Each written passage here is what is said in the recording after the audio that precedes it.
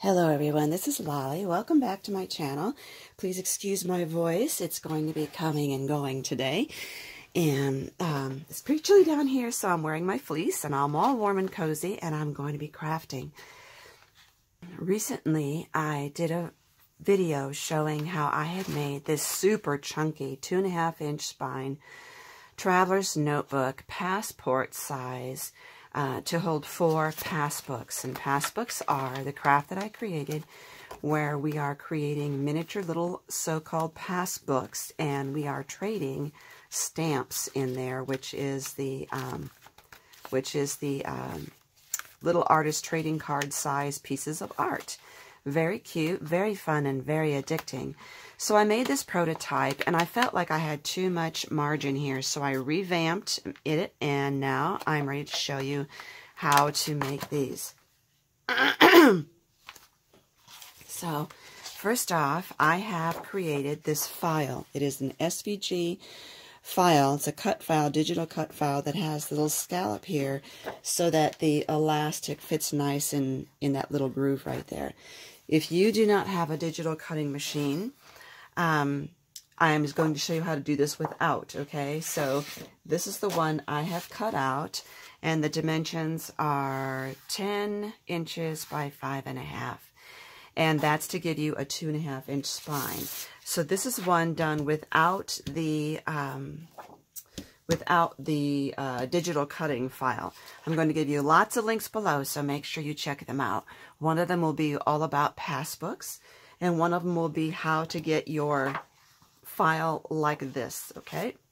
Alrighty, so first thing is I think I do want to go ahead and round my corners on this.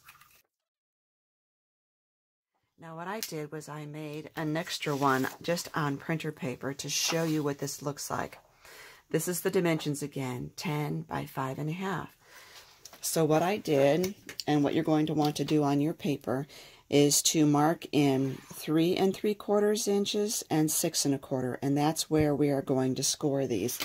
And then measure, so that's the spine, and then measure 1/4 inch down, draw a line, and then you want to find the center of your work, which will be 5 inches across, because I think this is, I said it was 10, yeah, 5 inches across. Make a mark on this line, that's going to be a hole.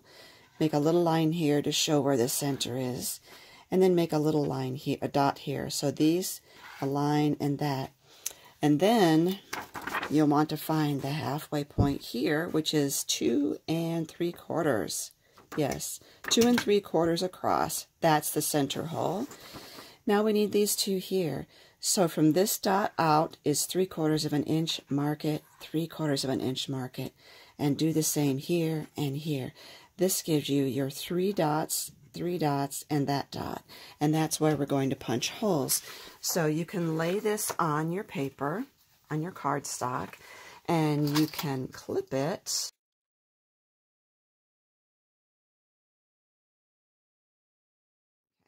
Let me get my crocodile.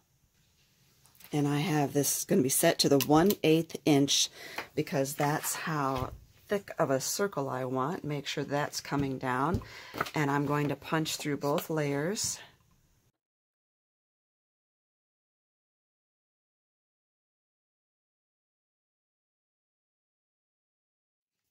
So now we have that punched. Let's go ahead and get our scoreboard out. Alrighty, and if you don't have a scoreboard, you can do this with a ruler and a bone folder. So we're going to score both of these so that they fold right. Remember I said 3/4 inches, 3 3/4, excuse me, 3 3/4 and 6 1/4.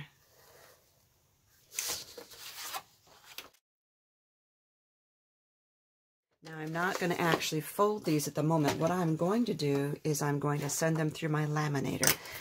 I will show you my laminator.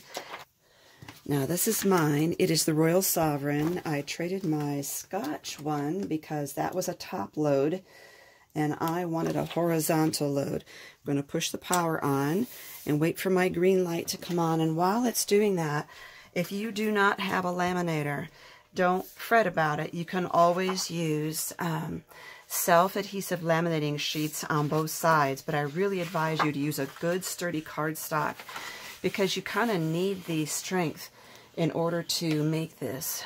And this isn't the thickest cardstock I have. I would really go with a good sturdy cardstock in order to do that. If you don't have self-adhesive laminating sheets, you can also do the foam sheet method, and I will give you a video down below showing you how to do that. So what I want to do is laminate these, and then I will repunch the holes and do eyelets on them. And I think for the sake of the time of this video, I will only do the one with all the eyelets and stringing instead of doing them both.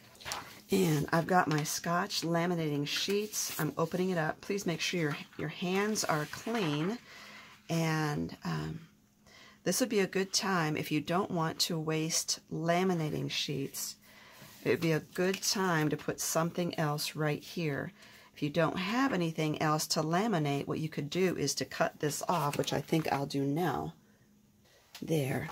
Now I don't feel like I'm wasting so much, and I can use that thin strip for making smaller images, bookmarks, paperclip art, things like that. So this is the folded or joined area on the laminating sheet. That is what's going to go into the laminator as soon as that green light comes on. Okay, my light is on. I am inserting this with the sealed side first. This is very slow, so I'm going to speed the video up for you.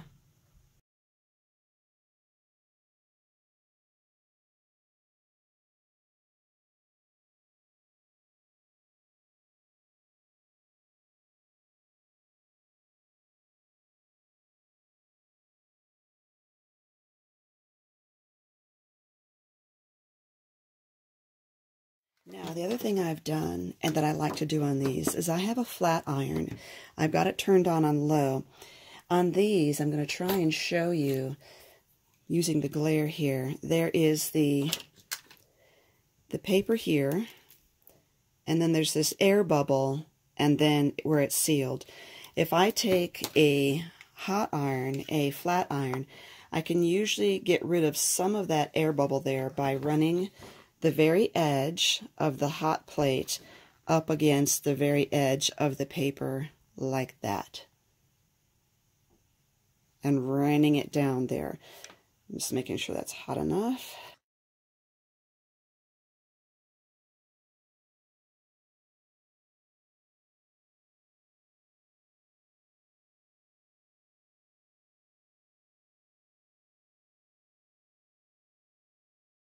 Now we want to trim this down, but we need to make sure that we're not cutting into that air bubble.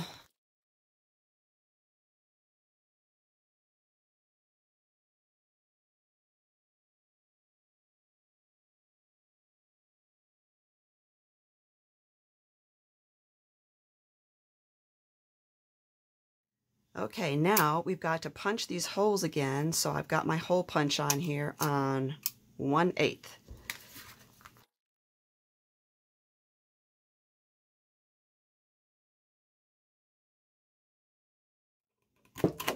Okay, for eyelets, let's set this on the eyelet setter. I'm set to C3.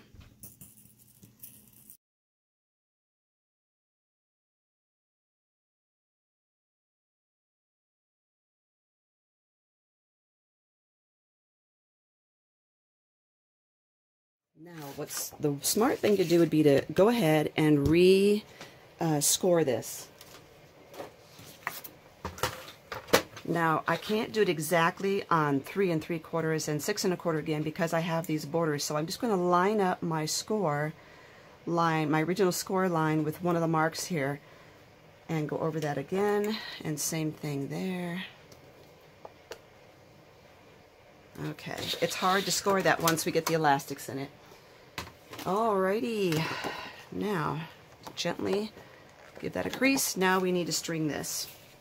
One other thing that I did off camera, when you are putting eyelets in such a very thin material. Sometimes the eyelet backs are still really rough. They don't fold completely flat. So I lay this on a hard wood surface like a cutting board, and then I put a towel down to protect my work here, and I just hammer on each one of these until they're nice and flat and smooth. Okay, so we're going to do the elastic in a figure 8 like this. Ignore this one now. Like this, and then tie a knot. But I think it might be easier to do the center one first. So I'm just going to measure about there. I'm going to get a light burn there to melt that.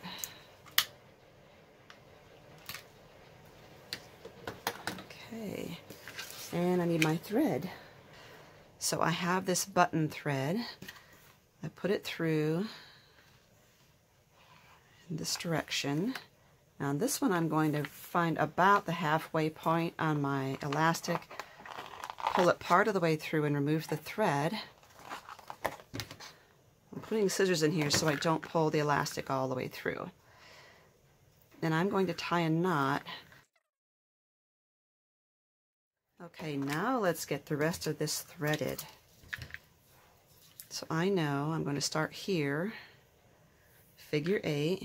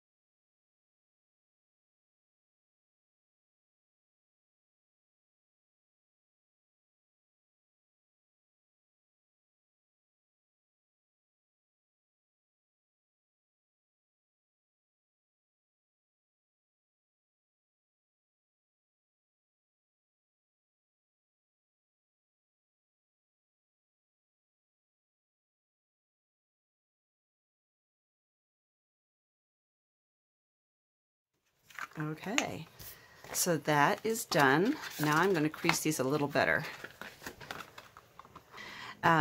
Make sure you look at all the links down below, and you will be able to get the SVG, which is the cut file. So that's it. Thank you so much for watching. Actually, let's see how these fit in the new one. I didn't even try it out yet, so let's check this out. Let's see what kind of a fit this is. Oh, much better, much better. I'm so excited.